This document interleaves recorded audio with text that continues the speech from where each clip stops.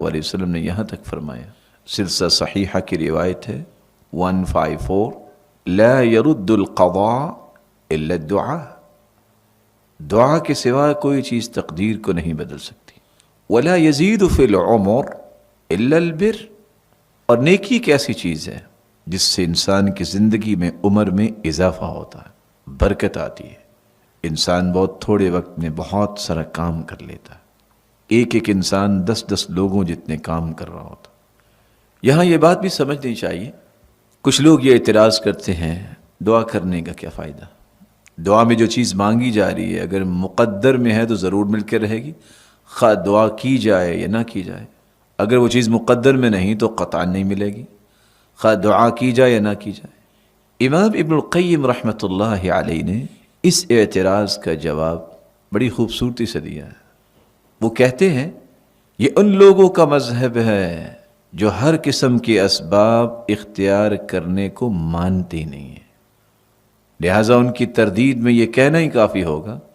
اگر تمہارے مقدر میں سیرابی اور پیٹ بھرنا لکھا ہوا ہے تو وہ حاصل ہو کر رہے گا، خواہ تم کچھ کھاؤ یا نہ کھاؤ، اور اگر تمہارے مقدر میں سیرابی اور پیٹ بھرنا نہیں تو قطعاً واقع نہیں ہوگی، خواہ تم کچھ کھا بھی لو یا نہ کھاؤ، اور اگر اولاد تمہارے مقدر میں ہے تو ضرور ملے گی، خواہ تم شادی کرو یا نہ کرو، اگر تمہارے مقدر میں نہیں ہے تو پھر شادی کر بھی لو تو تمہیں اولاد نہیں ملے گی۔ تو زندگی کے ہر رویے میں اس طرح کی مثال ان کے سامنے رکھی جائے گی، تو یہ حقیقت میں اللہ ذوالجلال سے بدظن کرنے کی بات ہے، اللہ ذوالجلال کی اس عبادت کو ہلکا سمجھنے کی بات ہے۔ دانشمند لوگ اللہ کے رسول کی بات کو میسر سمجھتے ہیں کہ جب اللہ کے رسول نے کہہ دیا تو اس سے بڑی سچائی تو دنیا میں اللہ نے اتاری نہیں، اور اللہ کے وعدے ہیں جو دعا کرتا ہے اللہ ذوالجلال اسے عطا کرتے ہیں، اور رسول اللہ صلی اللہ علیہ وسلم نے فرمایا تھا کہ ما من مسلم يدعو بدعوة ليس فيها اثم ولا قطيعة رحم الا اعطاه الله بها احدى ثلاث، جب انسان دعا کرتا ہے تو 3 چیزوں میں سے ایک چیز اسے ضرور ملتی ہے، یا تو اللہ ذوالجلال اس کی دعا کو قبول کر لیتے ہیں، یا اس دعا کی وجہ سے آنے والی مصیبت کو ٹال دیتے ہیں، یا نیکی بنا کے ذخیرہ کر کے انسان کے لیے قیامت کے لیے اسے محفوظ کر لیا جاتا۔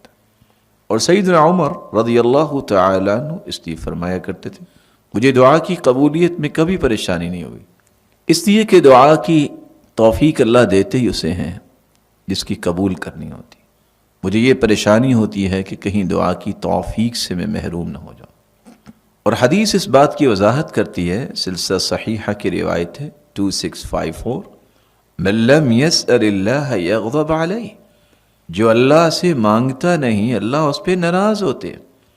یہ کیسے کہا جاتا ہے کہ جو مقدر میں لکھی ہے وہ ہو کے رہے گی، اب دعا مانگے یا نہ مانگے، اللہ کی ناراضگی ملے گی اگر آپ اللہ سے نہیں مانگتے۔ اور قانون دیکھیے، خالق سے نہ مانگے تو ناراض ہوتا ہے، مخلوق سے کچھ مانگے تو ناراض ہوتا ہے۔ اور آپ صلی اللہ علیہ وآلہ وسلم پر جو قرآن نازل ہوا ہے وہ کتنی بڑی وعید ہے، وَقَالَ رَبُّكُمُ ادْعُونِي أَسْتَجِبْ لَكُمْ إِنَّ الَّذِينَ يَسْتَكْبِرُونَ عَنْ عِبَادَتِي سَيَدْخُلُونَ جَهَنَّمَ دَاخِرِينَ۔ تمہارے پروردگار کا یہ ارشاد ہے تو مجھ سے دعا کرو میں تمہاری دعا قبول کروں گا، جو از راہ تکبر میری اس عبادت سے کتراتے ہیں ان قریب ذلیل ہو کے جہنم میں جائیں گے۔ تو دعا عبادت ہے، یہ اللہ کے لیے خاص اور خالص کرنی چاہیے، ہر وقت دعا کریں، اس عبادت کے لیے کوئی وقت مقرر نہیں ہے، باوضو ہو کے قبلہ رخ ہو کے بھی دعا کریں، چلتے پھرتے بھی زبان سے دعا کریں، اور تمہارے دل کے نہال خانے سے بھی یہ آواز اٹھنی چاہیے، میرے مالک مجھے معاف کر دے، میرے مالک مجھ پہ اپنی رحمتوں کی برکھا برسا، میرے مالک مجھے ہدایت اور دین پہ ثابت قدمی عطا فرما، میرے مالک میرے گناہوں کو بخش دے، مجھے اپنی رضا اور خوشنودی نصیب فرما دے، اپنی برگزیدہ بندوں کی صف میں شامل فرما دے۔